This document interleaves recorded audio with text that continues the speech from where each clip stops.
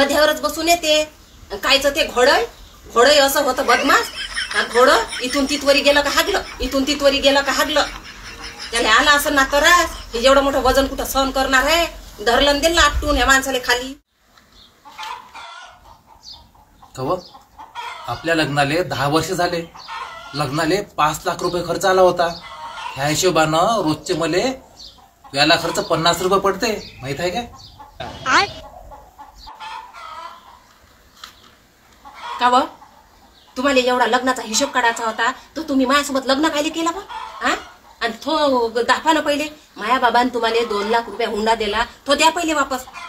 रिक्काम चोट माणसाले निरे हिशोब करायचे काम धंदे राहते म्हटलं.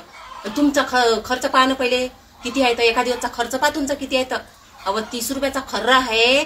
एका दिवशी तुम्ही 3 खरे खाता. 3 90 रुपये दिवस पडते म्हटलं तुम्हाला. तो कुठं जाते खर्च. तो खर्च करत बसा ना असे करू.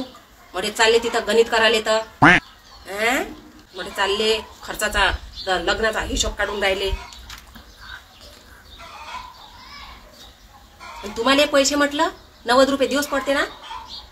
तर माझ्या लाडक्या बहिणीचे पैसे जमा होते ना, हे द्या लागते म्हटलं मला तुम्हाला काढून. असं तुम्ही माणूस आहे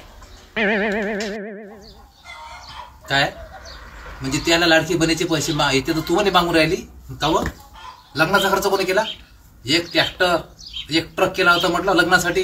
आणि तिकडून जेव्हा भांडे आले त्या लग्नाचे, आपल्या लग्नाचे ट्रॅक्टरचं भाडे म्या दिलं म्हटलं. म्या दिलं भाडं 20,000 रुपये भाडं दिलं म्हटलं त्या गावावरून लग्नाचं. ते बाबा म्हणे समजून घ्या जवळ इनबिन मापाशी किती दिले? 1500 टिपले दिले इथं. आणि ह्या म्हणे म्या दिलं म्हटलं भाडं. सांगून राहिली का मला इथं लाडकी बहिणीचे पैसे देतो. घोडा मला पैशानं होता म्हटलं. पूर्ण दिला वापस त्याला जाणं काऊन. लग्नातून घोडा पाहायला लग्नातून खाली पडलो मी. चालली मला सांगाले ते आल्या लाडक्या बहिणीचे पैसे. त्या बाबाच्या अंगावर तर माझ्या कर्ज निघते.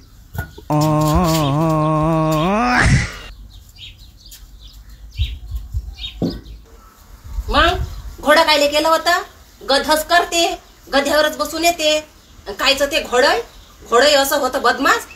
घोडं इथून तिथवरी गेलं का हागलं, इथून तिथवरी गेलं का हागलं. त्याला आला असं ना तरास. हे एवढं मोठं वजन कुठं सहन करणार आहे. धरलं दिलं आपटून ह्या माणसाला खाली.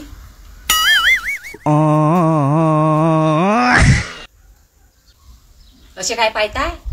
190 तुम्ही बी मारली असन. 190 त्या घोड्याला बी दिली असन बाजू.